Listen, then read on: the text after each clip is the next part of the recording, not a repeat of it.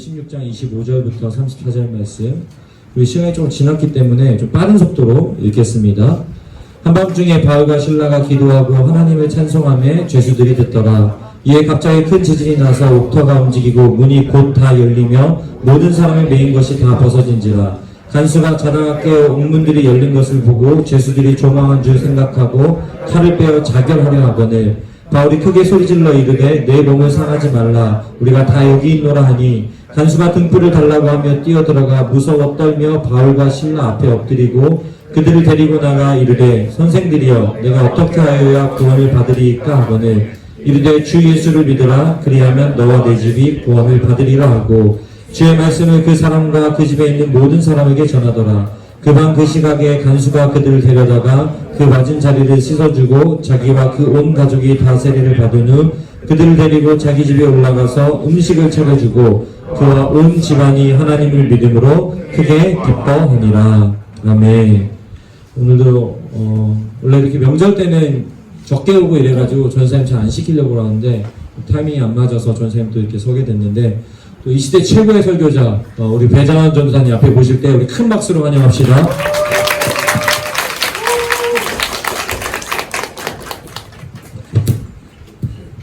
네, 반갑습니다. 작년에 뵙고 오늘 이 자리에서 처음 뵙는 것 같네요. 네, 작년에 설교를 했었는데 올해 이렇게 여러분들과 또 나누게 돼서 너무 감사하고요. 옆 사람들과 한번 인사하고 시작했으면 좋겠습니다. 새해 복 많이 받으세요. 옆 사람 인사 받았으면 같이 한번 답변해 주셨으면 좋겠습니다. 여러분들 이렇게 답가했으면 좋겠습니다. 너도 새해 복 많이 받아. 근데 세뱃돈은 없어. 네, 재미없었나봐요. 설교하도록 하겠습니다. 여러분 혹시 MBC 최상수 예능 프로그램이 뭔지 알고 계시나요? 네, 그 대답에 나올 줄 알았습니다. 대부분 무한도전으로 생각하고 계시는데 아닙니다. 바로 뭐냐면 신기한 TV 서프라이즈가 최양수 예능 프로그램이라고 합니다. 실제로 이 서프라이즈는 2002년 4월 7일부터 방송을 해서 지금까지 방송을 하고 있다고 합니다. 시청률도 나쁘지 않아요. 18년 동안 평균 10%의 시청률을 기록했다고 합니다. 요새 친구들은 모를 수 있는데 우린 다 알고 있잖아요. 그 진실, 거짓 이거 다 알고 계시죠? 네. 그래요. 웃는 분들은 알고 계시고 모르는 분들은 아직 젊은 걸로 하도록 하겠습니다. 그렇지만 사실 서프라이즈가 이렇게 장수할 프로그램이라고는 사람들이 생각을 못했을 것 같아요.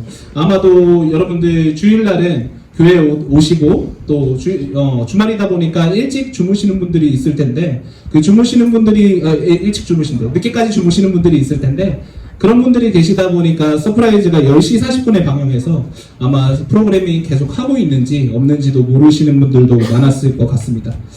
어떻게 서프라이즈가 좀 다른 프로그램으로 보이시나요?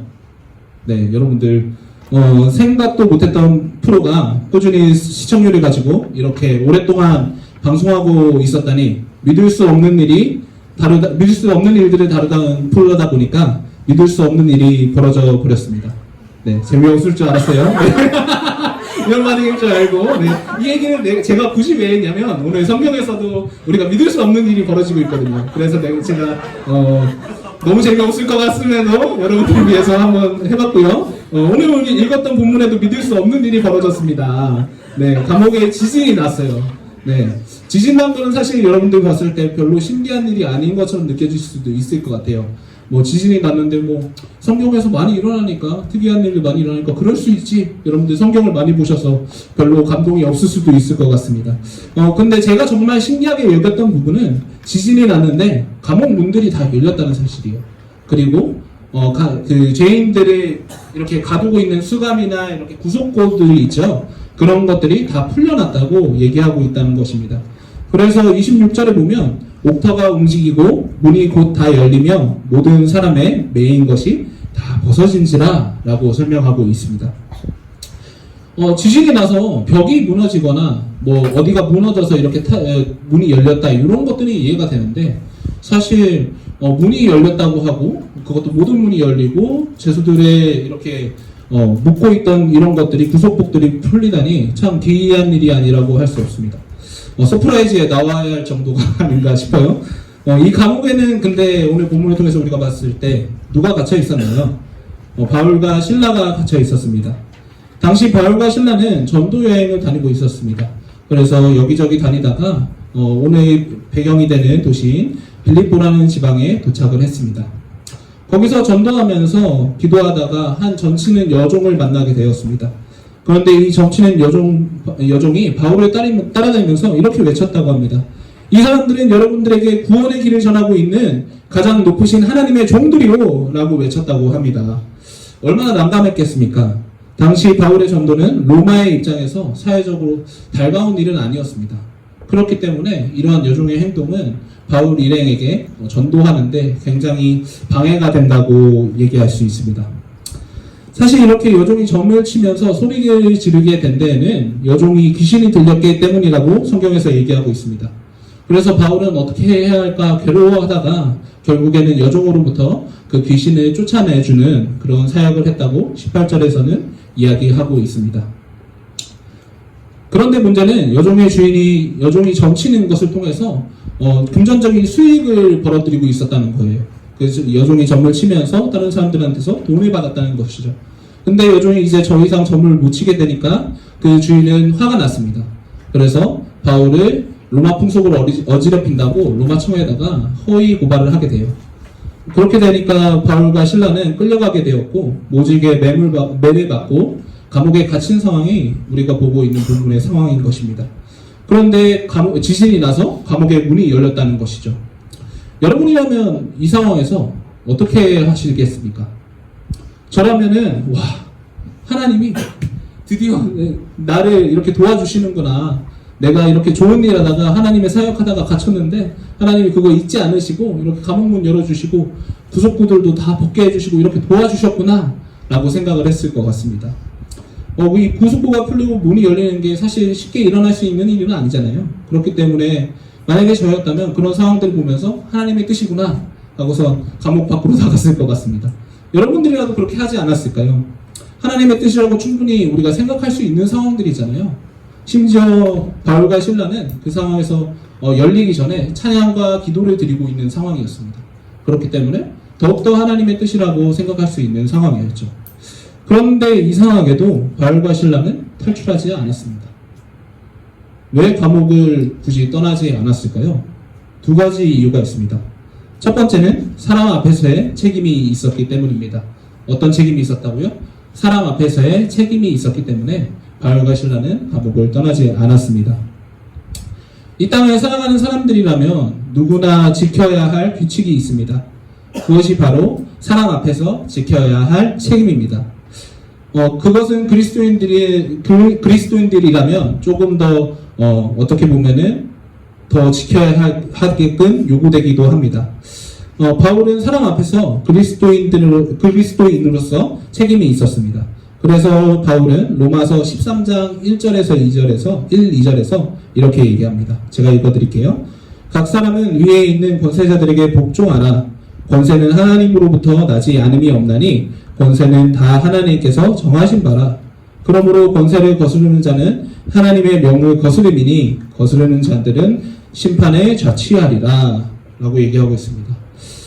바울은 그리스도인들이 권세들에게, 즉 사회적 규칙이나 규범들을 잘 지키라고 오늘 로마서를 통해서 얘기하고 있습니다.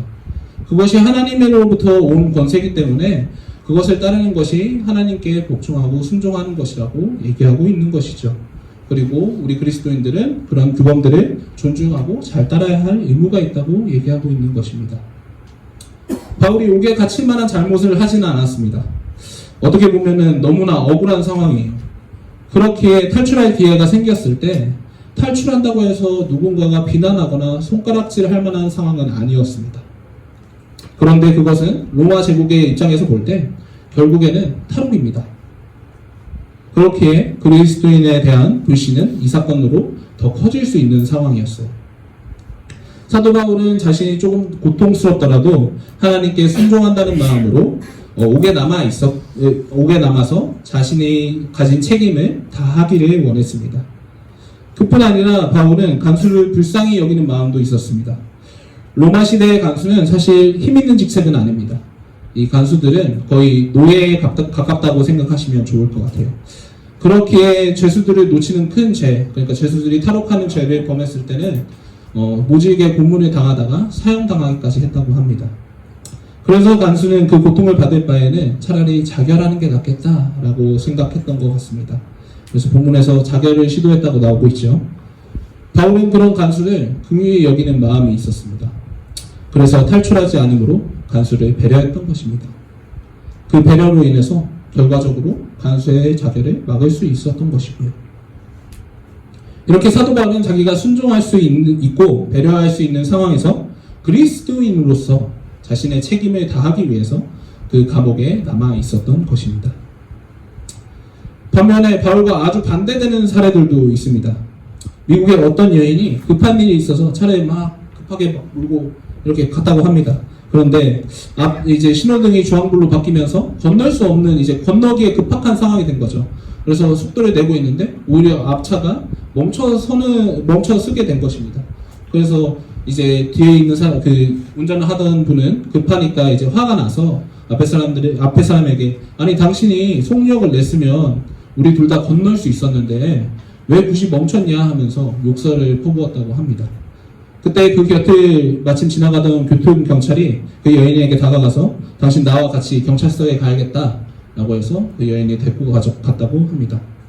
근데 이상하게 한참 뒤에 경찰이 오더니 그 여자한테 내가 실수했다 미안하다 라고 얘기를 하는 것입니다. 왜 그런가 했더니 제가 그 경관이 했던 말을 읽어드리겠습니다. 나는 당신 차가 동란차인 줄 알았다. 왜냐하면 당신 차 뒤에 예수님이라면 어떻게 하실까? 라는 스티커를 붙인 것을 보았기 때문이다. 그런데 난폭한 모습을 보고 당연히 당신 차가 아닌 줄 알았다 라고 했다고 합니다. 즉 그렇게 운전하는 모습들을 보면서 저 사람 그리스도인 아니겠지, 차 훔쳤나 보다 라고 생각을 했다고 하는 것입니다. 우리가 사회적 규범을 어떻게 따르느냐에 따라서 기독교의 이미지는, 교회의 이미지는 천차만별로 바뀔 수 있습니다. 사랑하는 여러분, 여러분의 삶 속에서 사도 바울과 똑같은 선택의 순간이 올 수 있어요. 감옥을 탈출하냐, 그 자리에 머무느냐, 이런 선택의 순간이 올 수 있습니다. 바울은 도망갈 수 있는 상황이었습니다. 그래서 그 찰나의 순간에 얼마나 많은 고민과 어떻게 해야지 좋을까라는 염려를 가지고 있었을까요? 여러분들도 충분히 이런 상황들 경험했을 거라고 생각합니다. 그럴 때 여러분들이 그리스도인으로서의 책임을 기억하셨으면 좋겠습니다. 사도 바울이 그 책임이 있어서 감옥을 탈출하지 않고 그 자리를 지켰던 것처럼 여러분도 그런 똑같은 상황에서 세상적인 선택을 하기보다는 내가 그리스도인으로서 책임을 가지고 그 자리에서 사회적 규범이나 규칙들을 잘 따르면서 그리스도의 이름을 세우는 그런 사람들이 되기를 소망합니다. 둘째로 사도 바울이 감옥을 떠나지 않았던 이유는 하나님 앞에서의 책임이 있었기 때문입니다. 첫 번째는 사람 앞에서의 책임이 있다고 했고, 두 번째는 하나님 앞에서의 책임이 있었기 때문에 사도 바울은 감옥에서 탈출하지 않았습니다. 사도 바울은 빌립보에 복음을 전해야 하는 사명이 있었습니다. 특별히 빌립보는 사도 바울이 아시아로 전도를 하러 나가는데 성령께서 막으셔서 막다 하다 온 곳이 바로 빌립보 지방이었습니다. 그렇다면 사도 바울의 마음이 어떻겠습니까? 성령께서 인도하셨으니까 여기에서 복되고 귀한 일들이 일어나겠구나 라는 기대감과 함께 또 사명감이 불탔을 거라고 생각합니다. 그런데 만약 사도 바울이 감옥을 떠났다면 탈옥자의 신분으로 그 전도 사역을 계속할 수 있었을까요? 아마 불가능하지 않았을까요? 빌립보 지역뿐만이 아니라 로마 제국 자체에서 탈옥자라는 신분 때문에 더 이상 복음을 전도하는데 어려움이 있었을 것입니다. 그렇기 때문에 사도 바울은 감옥을 떠나지 않고 그 자리를 지키지 않았을까요? 또한 바울은 갇혀있는 제술들과 간수들에게 복음을 전해야겠다는 마음이 있었습니다. 22절을 보면 바울과 실라가 끌려갔을 때 옷을 벗겨서 매를 맞았다라고 적혀 있어요. 얼마나 아팠겠습니까? 여러분들 여기에다가 때리는 거랑 왼살에 때리는 거랑 얼마나 아파요? 그렇게 아팠을 텐데 그 정도에 끝나지 않고 심지어 23절에는 굳이 많이 때렸다라고까지 설명을 하고 있습니다. 그런데도 바울과 실라는 감옥에서 기도와 찬송을 하고 있는 상황입니다. 등이 찢어져서 피가 나고 팔다리가 아파서 아무것도 못하고 고통스러운 신음만 나오는 상황이지만 그 고통 대신에 하나님한테 기도하고 찬양하고 있는 바울과 실라의 모습이었습니다. 아마 이 찬양에는 고통 가운데 하나님을 찾고자 하는 두 사람의 마음도 있었을 거라고 생각을 합니다.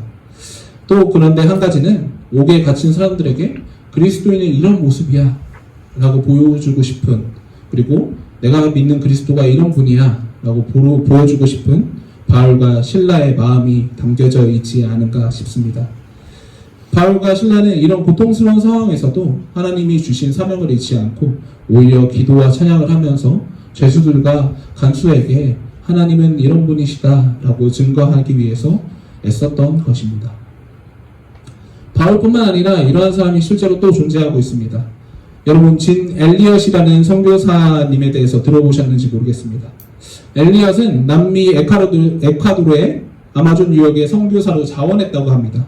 그 중에서도 가장 안명 높고 접근하기 어려운 아우카 부족이라는 곳이 있는데 거기에 들어가기를 자원했다고 합니다. 근데 그 부족이 악명 높은 이유는 사람을 죽여요. 그래서 악명이 높은데 결국 엘리엇 선교사님은 거기에 들어가자마자 창에 찔려서 죽게 되십니다. 부인인 엘리자베스는 큰 충격과 슬픔에 빠졌지만 좌절하지 않았습니다. 오히려 간호 훈련을 받고 1년 후에 자신도 아우카 부족으로 들어가게 됩니다. 근데 신기한 건 그 아우카 부족이 남자만 죽이는 부족이었어요. 그래서 엘리자베스 선교사님은 죽지 않고 5년 동안 그 부족과 함께 생활하면서 그들을 섬기고 또 복음을 전하는데 힘을 썼다고 합니다. 그리고 5년의 그 사역을 마치고 부족을 떠나는 엘리자베스에게 아우카 부족 추장이 이렇게 물었다고 합니다. 도대체 당신은 누구입니까? 그러자 엘리자베스가 대답했습니다. 나는 당신들이 5년 전에 죽인 사람의 아내입니다. 남편이 당신들을 향해 가지고 있던 그 사랑을 당신들에게 전하기 위해서 제가 이곳에 다시 왔습니다. 그녀의 헌신의 고백으로 수십 년이 지난 지금은 그 지역에 수백 개의 교회가 생겼고 짐 엘리엇의 아들 되는 분은 그 죽으신 마을에서 교회를 하면서 목사로 살아가고 있다고 합니다. 비록 남편이 죽는 큰 고통을 경험했지만 그 희생은 절대 헛되지 않았습니다. 그리스도인으로서 사명감을 잃지 않고 그 자리를 지켜서 한 부족 그리고 뛰어넘어서 그 지역에 있는 모든 사람들을 복음화시키는 그 일에 이 엘리엇 선교사님은 사용되었던 것입니다. 사랑하는 여러분, 여러분들에게 저는 지금 선교 나가서 죽을 각오를 하고 나가라 이렇게 얘기하고 있는 것이 아닙니다. 그리스도인으로서 책임을 감당하는 것이 너무나 중요하다고 여러분들에게 호소하고 있는 것입니다. 여러분들 그리스도인의 책임에 대해서 도대체 어떻게 생각하고 계시나요? 오늘 본문에서 사도 바울이 그리스도인의 책임을 다했을 때 어떤 일이 벌어졌는지 한번 같이 보기 원합니다. 놀랍게도 간수가 바울에게 어떻게 구원을 얻을 수 있는지 오히려 물어보는 상황이 오늘 본문에서 펼쳐지고 있습니다. 복음을 전할 기회가 저절로 생긴 것입니다. 그것으로 끝나지 않습니다. 간수뿐만 아니라 그의 가족들에게도 복음이 전해졌고 그 가족들은 빌립보 지역에 교회를 세우는 초석이자 중심이 되는 가정이 되었다고 성경은 설명하고 있습니다.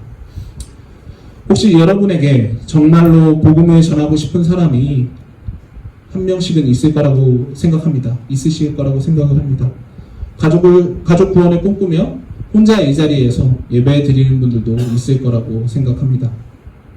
그런 분들이 계신다면 여러분들을 통해서 그 가족이 그리고 여러분들이 사랑하는 사람이 복음을 전해 듣기를 소망하고 축복합니다. 다른 분들도 여러분들을 통해 여러분이 만나는 모든 사람에게 그 복음을 경험하게 하고 참 소망과 참 복을 전해주는 그런 사람들이 되기를 소망합니다. 어떻게 할 때 그렇게 될 수 있다고요? 바로 그리스도인의 책임을 다할 때 이 일이 이루어질 줄 믿습니다. 마지막으로 우리 고린도후서 6장을 세 번역으로 함께 읽고 마무리했으면 좋겠습니다. 우리 최근에 성도의 노래 자주 불렀잖아요. 그 노래에 해당되는 부분입니다. 앞에 나오고 있죠. 함께 읽어보도록 하겠습니다. 시작. 우리는 속이는 사람 같으나 진실하고 이름 없는 사람 같으나 유명하고 죽는 사람 같으나 보십시오 살아있습니다. 징벌을 받는 사람 같으나 죽임을 당하는 데까지 이르지 않고 근심하는 사람 같으나 항상 기뻐하고 가난한 사람 같으나 많은 사람을 부유하게 하고 아무것도 가지지 않은 사람 같으나 모든 것을 가진 사람입니다. 사랑하는 여러분, 세상이 우리를 봤을 때, 세상의 기준으로 봤을 때는 어쩌면 우리는 속이는 사람 같고 무명한 사람 같고 죽는 사람 같으며 근실하는 사람 같고 가난해 보이고 아무것도 가지지 않은 사람처럼 보일 수 있습니다. 그러나 사도 바울이 오늘 이 본문을 통해서 우리가 모든 것 가진 사람이라고 얘기하는 이유는 우리가 그리스도인으로서의 책임을 다하며 살아갈 때 우리의 영향력으로 인해서 그 사람 한 사람 한 사람, 내 주위에 있는 한 사람 한 사람들이 참 소망을 경험하고 참 기쁨을 경험하기 때문에, 참 평안을 경험하기 때문에 우리가 모든 것 가진 자라고 얘기하고 있는 것입니다. 여러분이 그런 영향력 있는 그리스도인 되셨으면 좋겠습니다. 주신 사명을 기억하면서 하나님 앞에서 그 책임을 다하는 사람이 될 때, 그렇게 살아갈 때 그렇게 이 복음화가 이루어질 줄 믿습니다. 여러분들이 선한 영향력을 미칠 줄 믿습니다. 또한 세상 속에서 본이 되어서 선한 영향을 미치면서 각 사람들에게 최선을 다하며 그리스도의 책임을 다하며 살아갈 때 이 일이 일어날 줄 믿습니다. 그래서 여러분들의 가정이, 그리고 여러분들의 직장이, 여러분들의 학교가, 그리고 여러분들이 속한 모든 자리에서 여러분들을 통해서 하나님의 사랑이, 복음이 충만한 그런 곳이 되기를 소망합니다. 참 평안과 참 소망이 가득한 곳이 되기를 소망합니다. 그래서 여러분 한 사람 한 사람 통해서 여러분이 속한 모든 자리가 하나님 나라가 되기를 소망하고 축복합니다. 그렇게 우리가 삶의 자리에서 책임을 다뤄가며 살아가는 것이 우리의 삶의 예배이고 우리가 살아갈 수 있는 그리스도인의 방법입니다. 그렇게 여러분들 한 사람 한 사람이 살아가서 여러분이 사랑하는 사람들, 그리고 여러분들이 속한 모든 곳이 하나님 나라가 되기를 소망하면서 우리 같이 찬양했으면 좋겠습니다. 성도의 노래 찬양하기 원하는데요, 여러분들 비록 우리가 세상의 기준으로는 아무것도 없는 자 같이 보여도 이 찬양을 할 때 우리 그리스도의 책임을 통해서 어떻게 세상이 변화가는 것을 기억하며 함께 찬양했으면 좋겠습니다. 찬양하도록 하겠습니다. 환난, 가난과 고난, 환난, 가난과 고난, 수고로움 속에도 성도는 그 믿음을 지켰네. 주를 섬기는 일에 주를 섬기는 일, 자신을 다드리며 진리의 말씀과 성령으로 그 길을 걸었습니다. 우리 다시 한번 찬양하도록 합니다. 환난, 가난과 고난, 환난, 가난과 고난, 수고로움 속에도 성도는 그 믿음을 지켰네. 주를 섬기는 일에 주를 섬기는 일에 자신을 다드리며 진리의 말씀과 성령으로 그 길을 걸었네. 그 길을 걸었네. 그리스도 안에서 새롭게 하시고 그리스도로 인하여 우리는 자유케 되었습니다. 네, 우리는 무명하지만 유명한 자입니다. 주님의 위기 속에 있는 것 같지만 참 생명을 가졌습니다. 근심하나 기뻐할 수 있으며 가난하나 오히려 다른 이들의 부유케 하는 사람들입니다. 우리 마음을 담아서 다시 한번 고백합니다. 우리는 무명하나 유명한 자요. 죽음의 위기 속에도 참 생명 가졌고 근심하나 기뻐하며 가난하나 다른 일을 부요케 하는 우리 다시 한번 찬양합니다. 우리는 유명한 자요.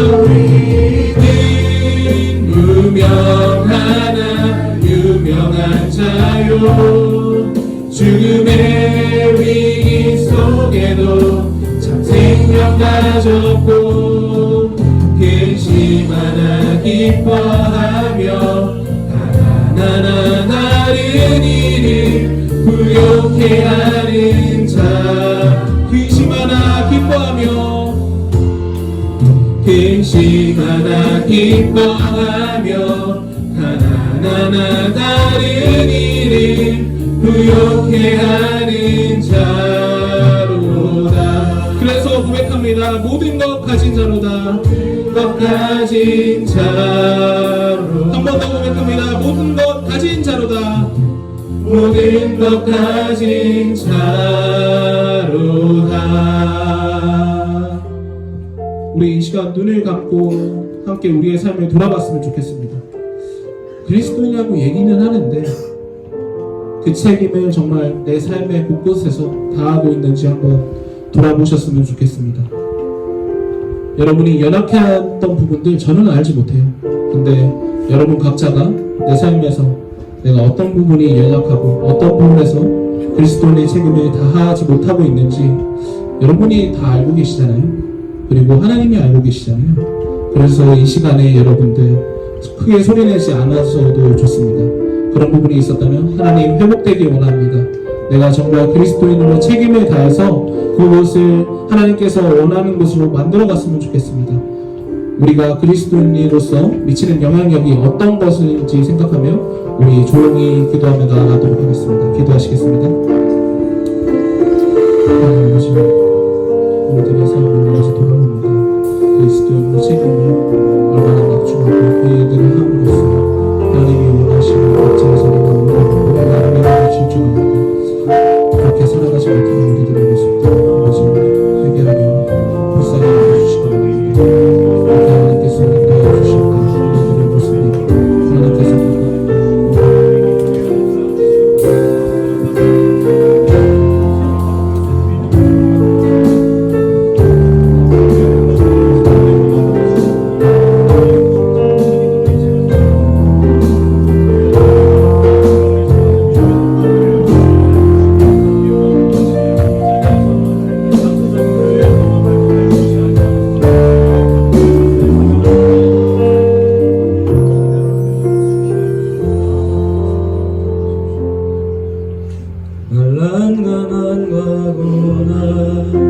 수고로움 속에도 성도는 그 믿음을 지켰네.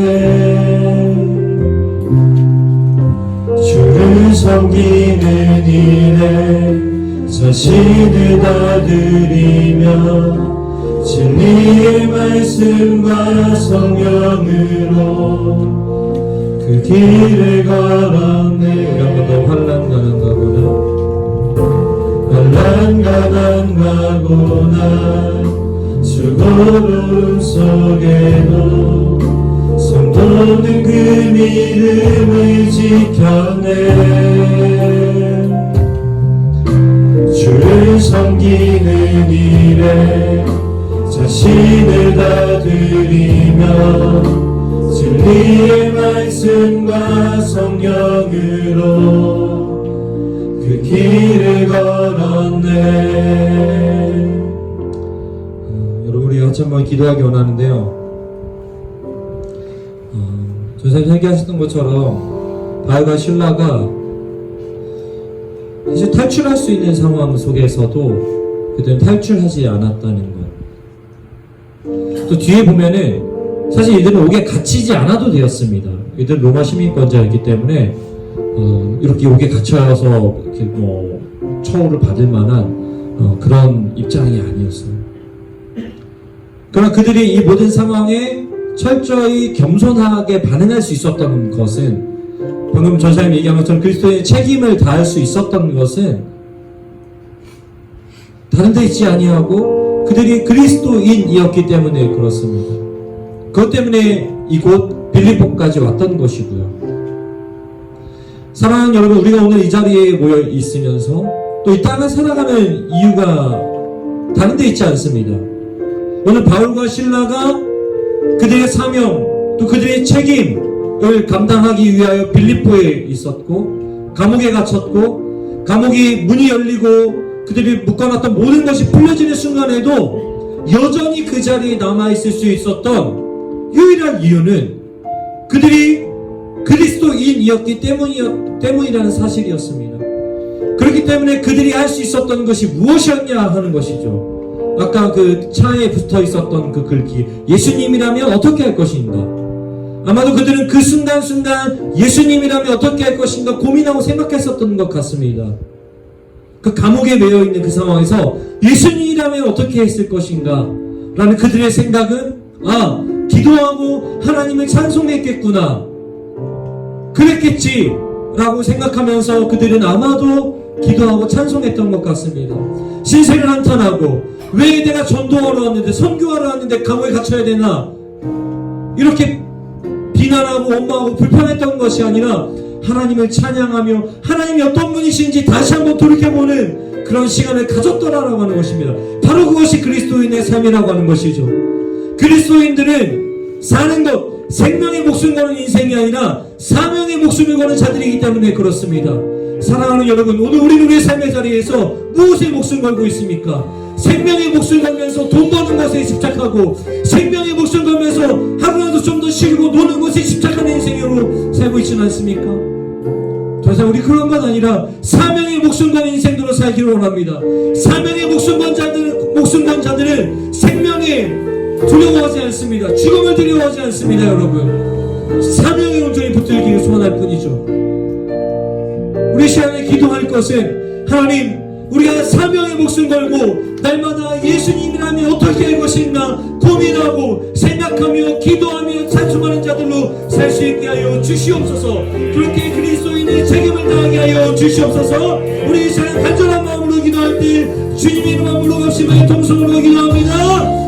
주여,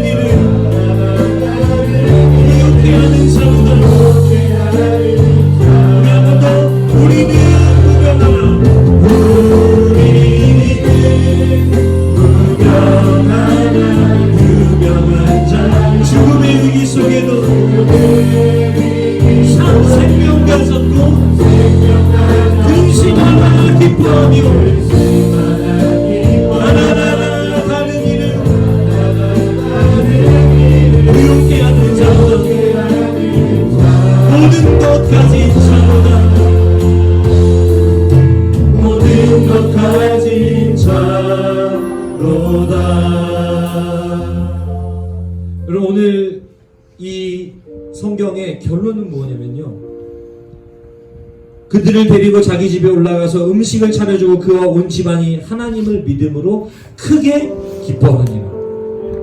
뭐라고요? 크게 기뻐하니라.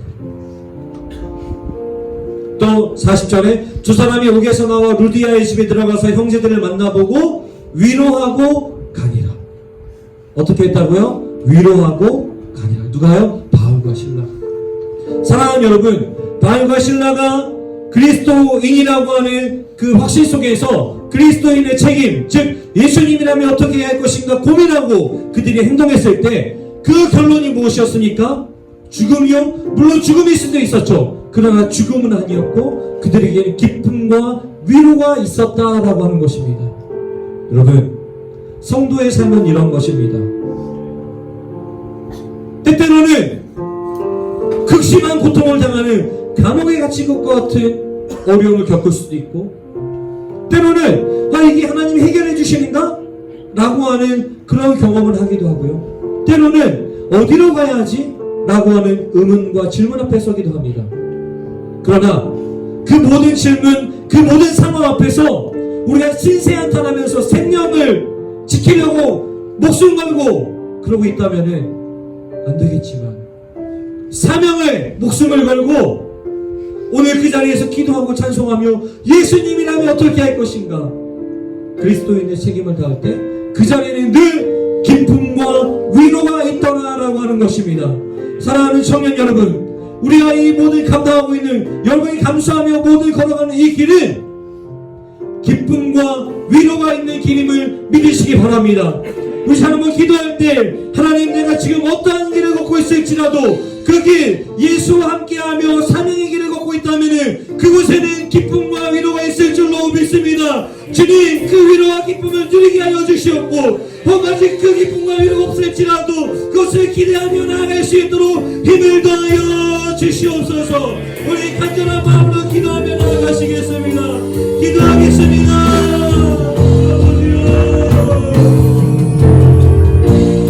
아버지, 우리의 삶의 모든 순간들 속에서 우리가 예수님을 들고 나아가기를 원합니다. 아버지요,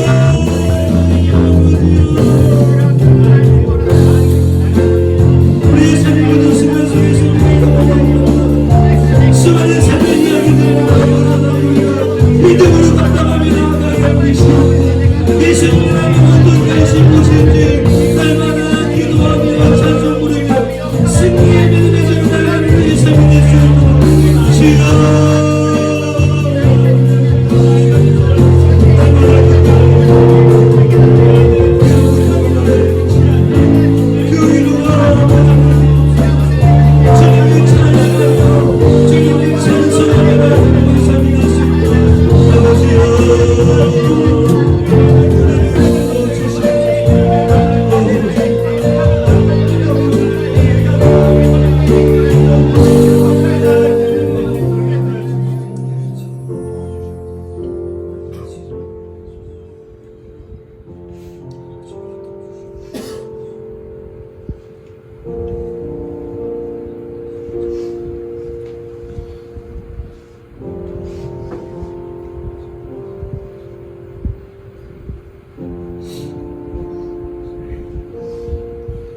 하나님,